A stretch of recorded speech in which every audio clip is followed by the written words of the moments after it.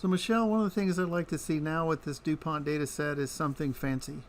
I'd like for you to use something that might pull the data together in a way that's not just numeric. Does Tableau have a tool where you could do that?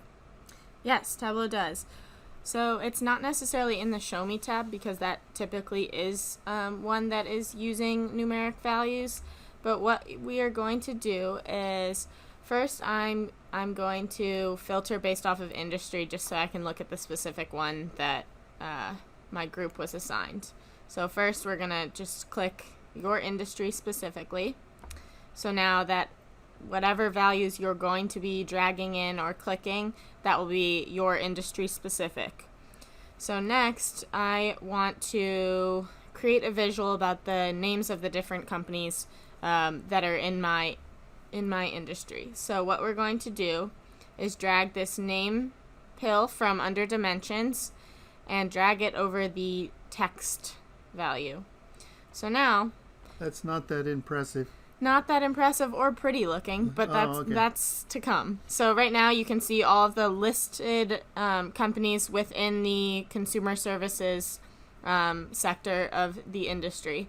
So right now it's quite boring with just the name, but we're going to have them look at, let's see, let me find a measure that we want to look at. Let's do net revenues.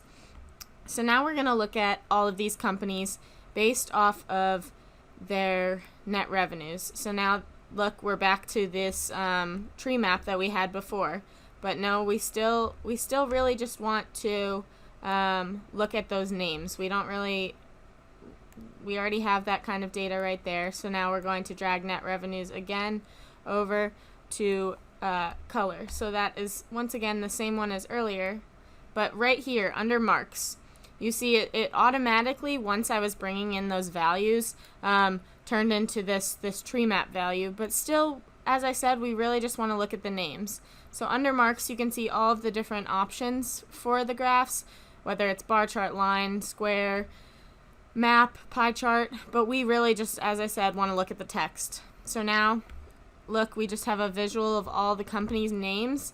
And the size is based off of their net revenue and the sum of that.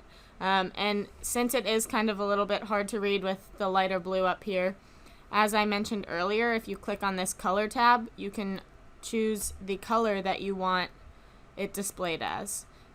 So we could do, I'll go back to the green like earlier.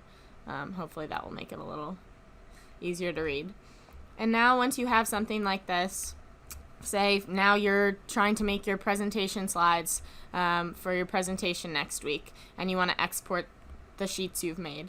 So what you're going to do is go up to File within Tableau, and now you're going to see 3 different export options. But you're trying to make a PowerPoint, so you want to export as PowerPoint. So now we're just going to save it to desktop so it's easy to find, and we're going to call it project. And save it.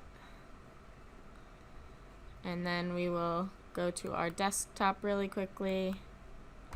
Oh, got a couple things open. Okay, and now we have it right here on our desktop saved as project.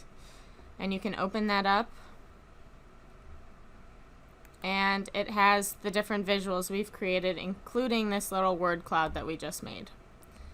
Very cool. Now, please note that just because it's in the data set doesn't mean it's accurate, because you might notice Walmart is misspelled.